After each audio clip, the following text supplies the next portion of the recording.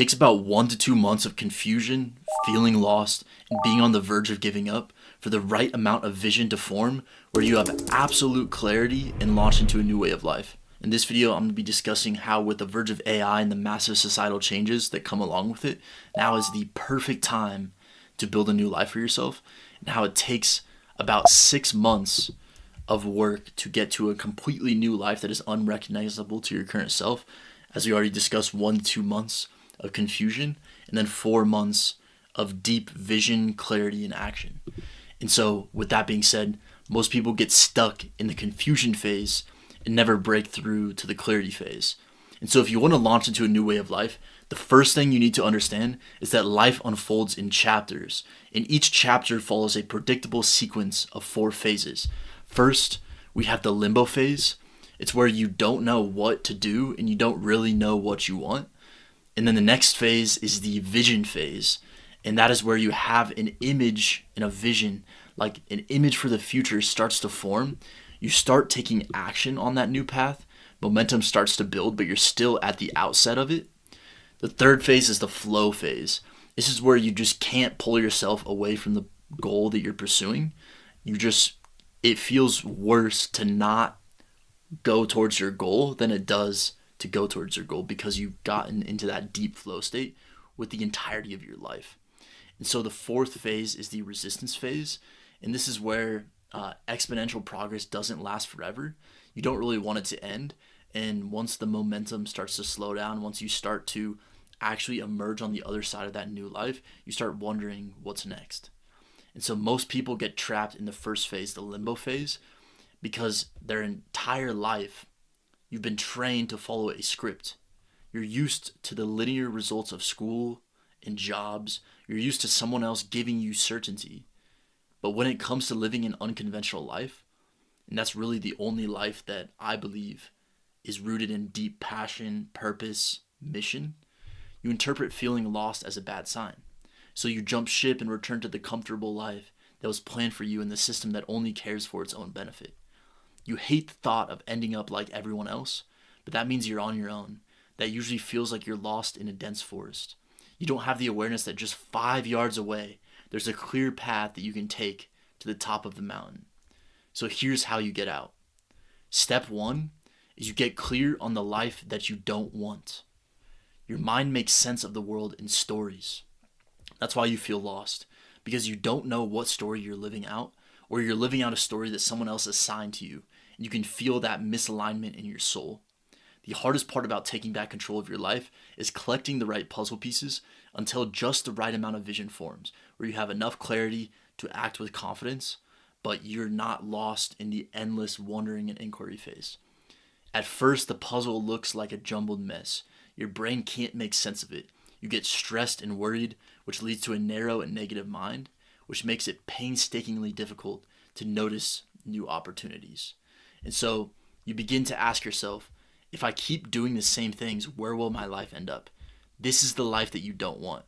The life that you're currently in right now, it's probably not that bad. I'm not sure what life situation you're in, but a lot of us get stuck in this kind of mediocre middle phase where we can kind of justify not going after our dreams, not going after a deep vision. But when you start thinking about what happens if I live this life 10 years into the future, 20 years into the future, where will I be? That's how you get clear on this life that you do not want. And so, step 1 is this. Give yourself permission to allow your life to get worse. If you weren't expecting that, let me explain. The reason you feel lost, dull, or even lifeless is because you don't have a clear goal to work towards. But that's the exact problem. You don't know what you want. And since you feel lost and your mind is turbulent, a clear goal is the last thing your mind will be able to think of. You often make excuses as to why this isn't the right one to pursue in the first place. But here's the thing. Goals don't exist in isolation. A strong, purposeful goal is the result of the exact opposite, a negative outcome that you will fight tooth and nail to avoid. Once you've experienced that outcome firsthand, you'll do anything to not relive it. You need a problem to solve. You need an enemy to attack. When you have something to avoid, your goal increases in both gravity, you're feeling pulled towards it, and clarity. So that's when you turn your focus. and you ask yourself this question to figure out what you don't want. And you really sit with it. You let it consume your mind. Because when it starts to take over, your mind will be hungry to learn, experiment, and grow. I can tell you that the primary motivation in my life is not being a wage slave. I've suffered the throes of wage slavery, not even for that long. Some people suffered their entire lives. I was in that space for about 4 or 5 years, and now I saw the path out, and I say I want to create a deep vision and purpose for my life that carries me out of wage slavery. That is my primary orientation right now. And so the next step is to change your mind through new inputs. You act the way you do right now because you already have a goal. And that's how the mind works. Your mind is a goal-striving machine that perceives the world in a way that allows it to collect useful information to achieve that goal. And the thing is, you're unconscious of the goal you're pursuing, and that is ruining your life. In Adlerian psychology, we are not pushed by our past, but pulled by our goals. We act in a way that is beneficial towards the aim in which we're directed. In other words, and this can be a mind bender for many, you are in your current situation because you want to be. But that's unconscious to you, and you probably won't believe it at first. You feel lost, confused, or overwhelmed because it's beneficial for achieving the goal of avoiding the pain, fear, and embarrassment that comes with doing something unconventional with your life. It might be a surprise to you, but a lot of the deepest fears that we have is that we'll actually be successful, that we'll live up to our deepest dreams. And like that is actually the fear, because it would require so much discomfort to go from our current state to actually achieving what we want. And all humans have goals at all times. Even you moving your hands or taking a step forward is aligned with the goal of something you're trying to do. So if you work backwards, we can ask ourselves, what actions am I taking right now? And what goal does that align with? For most people, feeling lost and coming up with excuses, their unconscious goal is to stay the same because they want to avoid the pain that comes with change. The sooner you become aware of that, the sooner you can change the goal that your mind is operating on to be one that is more positive. And so to change your mind completely, you need to immerse yourself in new sources of information so you can discover the puzzle pieces that lead to clarity. And so what does this look like to immerse yourself in new sources of information? Well, read new books, you can talk to new people, follow new accounts on social media, you can visit a place that you've been wanting to go for a while, go on extremely long walks and listen to lectures and podcasts, take courses on new skills that you want to learn. It doesn't really matter what information you consume as long as it's intentional and it's something that has the potential to spark changes in how you view things. And when your mind is in a state of wanting to avoid the current trajectory of your life, that's when true learning occurs, because you have this tailwind behind you. You feel the dopamine spurts when you find a potential opportunity to pursue. And within a few weeks, you should have some idea of the life that you want to live. This whole phase is about getting clarity on what that life is by getting clarity on what is not that life. And so many people feel like they need an absolutely clear vision of what they want to do, but you already know what kind of life you want. You understand that you want a good life. You have some image of that. And so now just start working in that direction. It's a general aim. Over time, you will course correct. I didn't have the perfect plan when I started trying to build the business that I'm currently running. I just had this overwhelming sense that it was possible and that I don't want to go down and work for someone else for the rest of my life. So I had direction, I started moving. So that brings us to step 3. Step 3 is gamify your life. And so your mind runs on a storyline, and games are pre-constructed stories with mechanisms that narrow your focus and make progress enjoyable. When you play a game, there are a few core things. There's a clear hierarchy of goals so that you know how to win the game. There's direct feedback so you know when you're making progress and when you're failing. And there's rules that add a sense of challenge and skill development. These are the core components of flow psychology from Mihaly Csikszentmihalyi. That state of optimal experience where you lose self-consciousness and become one with the task. Social media companies spend billions researching how to replicate these mechanisms to make us addicted. But you can study these same mechanisms and replicate them in your own life to move into a positive direction. And so here's how to gamify your life. First, you need to design your game. Most people have a mediocre definition of what their goal is. A goal is really just an aim. It's not something you must achieve at all cost. A goal is a lens from which to make decisions. Goals are supposed to change and evolve as you become more experienced. And so your goal, your aim that I'm giving you, is to create a hierarchy of goals. An end goal, which is what you ultimately want. And then you have long-term goals. You have your 5-year goals. You have your 1-year goals. And then you have your quarterly goals, your shorter-term goals, your month, your week, and your day. And so this is the aim of your goals. You have whatever goals you want, whatever aim of your life that you want. Think about what is the big, grand 5-year vision? What is the 1-year vision? And then just keep breaking it down into smaller chunks until you can see how whatever you're doing today stepwise leads to a 5-year vision. Start thinking about, what are you willing to sacrifice to get here? What constraints will make the game creative for you? I recommend reading Finite and Infinite Games to learn more about this. And so you just need to set arbitrary deadlines for yourself. You need to set timelines.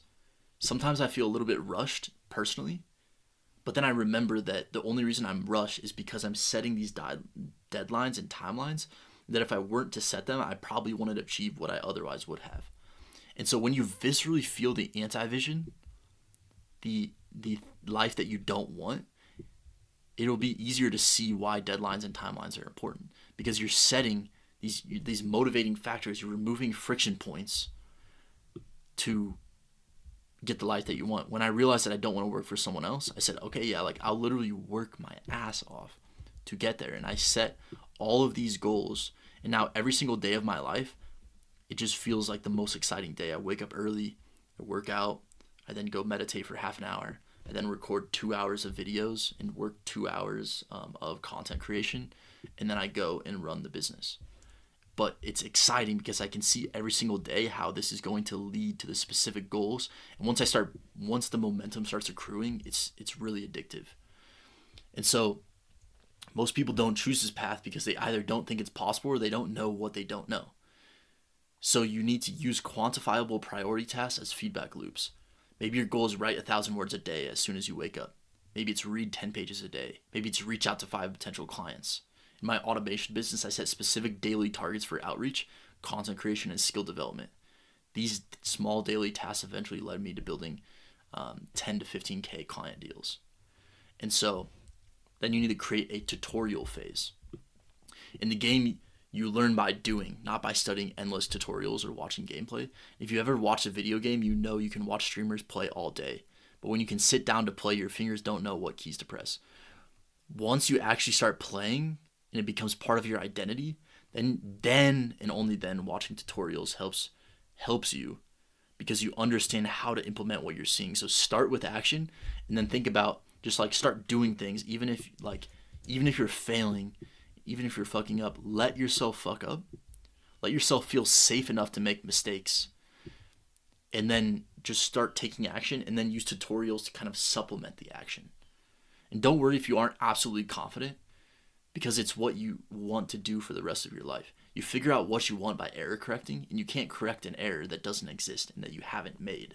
And so once you're playing your game, supplement your mind with the fundamentals. Most success is not getting, like the majority of becoming a successful person is not getting distracted from the fundamentals and consistently doing the same thing over and over again, right? Like I am feeling a tremendous amount of fulfillment from these YouTube videos, but I have to constantly remind myself that I have to beat this resistance to turning on the camera and recording every single day. There's always resistance there.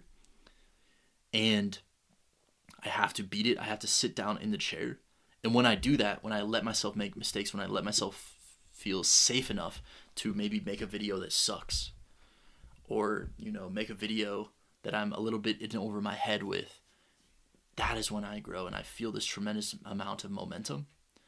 And I'm just recording videos day after day after day after day after day after day after day. I'm not trying to go and find something new every single day. And so your daily priority task should be learning and building for 1 to 2 hours at a time.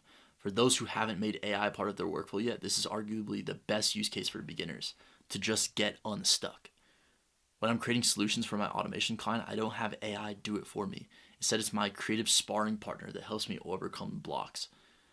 I mean, some of it is completely automated, but it's also a sparring partner. So you can use AI to learn more effectively and to stay at the edge of your unknown. And so, that being said, you have a map with areas that you've currently explored that you're good at. And you also have parts of your life that are dark that you haven't explored yet. This represents your skill level and your experience. And so if you think of this as like some sort of video game, I don't play much video games, but if you think of this as like, I think it's called like an RPG. If you like teleport into the middle of some unknown part of the map, it's like jumping into the ocean when you don't know how to swim. You'll get destroyed. But if you just go to the edge of the known and you just kind of reach out into the unknown a little bit, take on challenges that are just a little bit beyond your skill level, that is when the real progress happens. If the challenges are too high for your skill level, you get anxious, you don't make progress. And if you do the same task daily without novelty or challenge, you'll probably get bored.